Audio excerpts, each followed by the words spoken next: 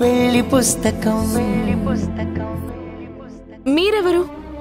ఇక్కడెందుకున్నారు? అది మా ఫ్రెండ్ వస్తానంటే వెయిట్ చేస్తానండి. ఓ ఓకే.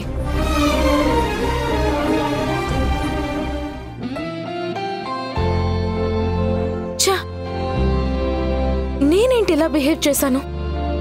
గీతు అన్నట్టు చందు గురించి ఎక్కువ ఆలోచిస్తున్నానా? అందుకే ఎవరినో చూసి చందు అనుకున్నానా? నోవే. ఇప్పటి వరకు గీతుతో మాట్లాడాను కదా, అందుకే అలా ఫీల్ అయినట్టున్నాను. అయినా అతనెవరో తెలియకుండా ఈ ఫీలింగ్స్, కన్ఫ్యూజన్స్ ఏంటి? చచ్చా.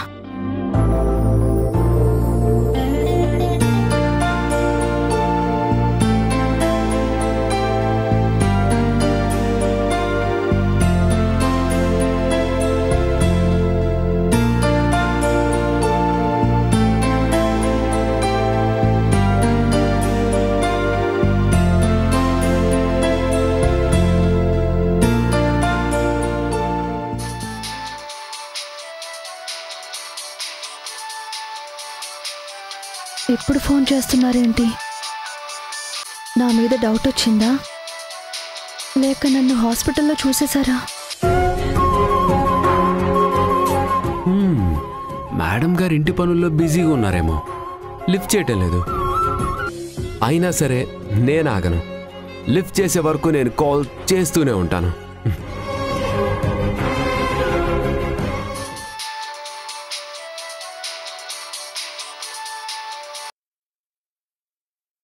హలో. ఇంత మోసం చేస్తావు అనుకోలేదు సాక్షి. నీ గురించి ముందే తెలుసుకోవాల్సింది. చాలా తప్పు చేశాను. ఏమైందండి? దేని గురించి మాట్లాడుతున్నారు? నీకంటూ ఒక భర్త ఉన్నాడు. ఆఫీస్ వర్క్లో ఎంత బిజీగా ఉన్నా గుర్తురాగానే ఫోన్ చేస్తాడని నీకు తెలీదా? కాల్ లిఫ్ట్ చేయకుండా అంత బిజీగా ఉన్నావా? బిజీ ఏం లేదండి, ఫోన్ లిఫ్ట్ చేయడం ఆలస్యం అయింది. అంతేలే, అందితే జుట్టు, అందకపోతే కాళ్ళు. మీ ఆడవాళ్ళ గురించి నాకు తెలీదా? అబ్బే అదేం లేదండి. ఊరికే అన్నానులే సాక్షి, కొంచెం కూడా కామెడీ సెన్స్ లేదు నీకు. నేను ఇలా ఫోన్ చేయడం, నీతో మాట్లాడాలని ఆశపడడం, కుళ్ళు జోకులు వేస్తూ నిన్ను నవ్వించాలనుకోవడం, ఇదంతా కొత్తగా సిల్లీగా ఉంది కదా? లేదండి, మీకు నేను గుర్తొచ్చినందుకు హ్యాపీగానే ఉంది. నీ ప్రేమని చాలా మిస్ అవుతున్నాను సాక్షి.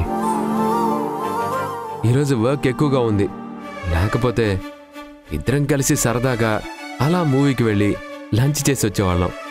పర్లేదండి, ఈరోజు కాకపోతే తర్వాత ఎప్పుడైనా వెళ్దాం. సాక్షి, వెళ్ళి తర్వాత ఈ పని చెయ్యాలి, పలానా ప్లేస్కి వెళ్ళాలి, లైఫ్ని ఇలా ఎంజాయ్ చెయ్యాలి అని కోరికలు కలలేం లేవా?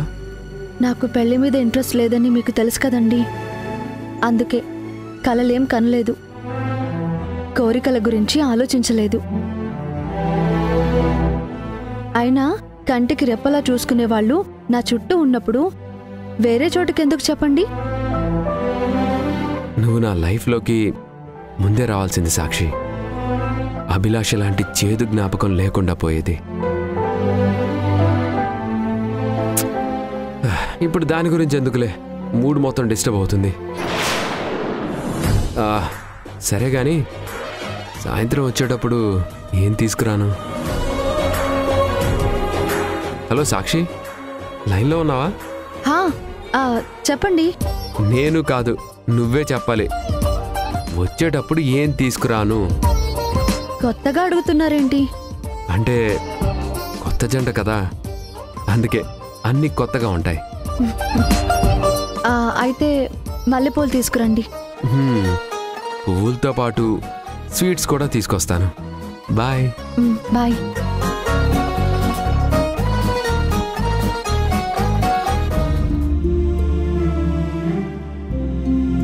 ఈ ప్రేమని దూరం చేసుకుని అభి చాలా తప్పు చేసింది, ఇప్పుడు అనుభవిస్తుంది. మా ఇద్దరి మధ్యలో ఇంకెప్పుడు అభి ఆలోచన రాకుండా చూసుకోవాలి, లేదంటే ఆయన నేను ఇద్దరం డిస్టర్బ్ అవుతాం.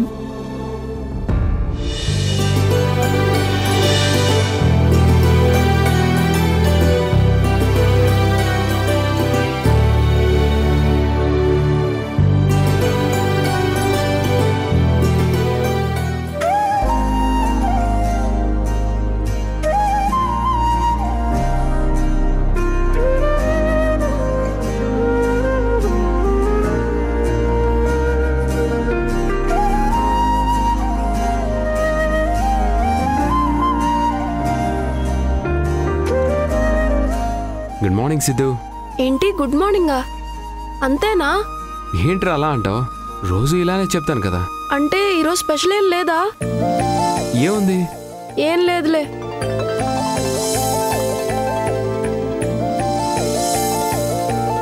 అమ్మా సిద్ధు, స్కూల్కి టైం అవుతుంది, వెళ్ళి ఫ్రెష్ అయ్యరా. వెళ్ళిపో. అంటే నీకు కూడా తెలీదా? భారతి గారు, ఈ ఎండాకాలం కాటన్ చీరలకి గంజి పెట్టుకోవాలి భారతి గారు. తొందరగా ఆరిపోయి చీర కూడా కొత్త దానిలా ఉంటుంది. అవును లక్ష్మి గారు, నేను కూడా అదే చేస్తాను. ఇలాంటి వాళ్ళని అడగడం కూడా వేస్టే. అయినా అమ్మ పప్పాలకే తెలియదంటే వీళ్ళకేం తెలుస్తుంది?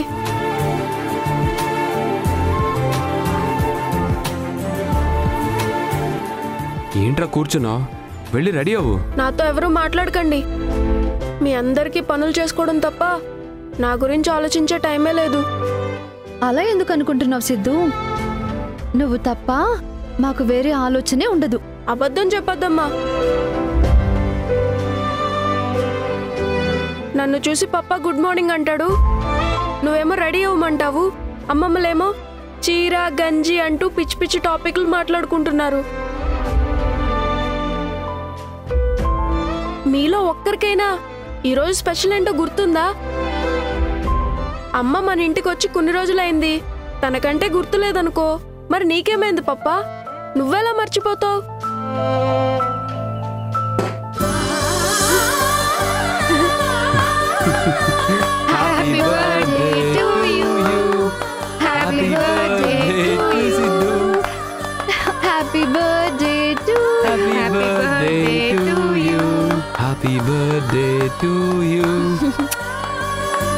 నీ బర్త్డే ఎలా మర్చిపోతాం నాన్నా? అంటే అందరికీ తెలిసే కావాలని యాక్ట్ చేశారా? దీన్నే సర్ప్రైజ్ అంటారు సిద్ధు. థ్యాంక్ యూ అమ్మా. రే, అంతా చేసింది నేనైతే మీ అమ్మకి థ్యాంక్స్ చెప్తావేంట్రా? నీ టాలెంట్ నాకు తెలుసు పప్ప. ఇలాంటి సర్ప్రైజులు ప్లాన్ చేసేది అమ్మ మాత్రమే, అందుకే థ్యాంక్స్ చెప్పాను.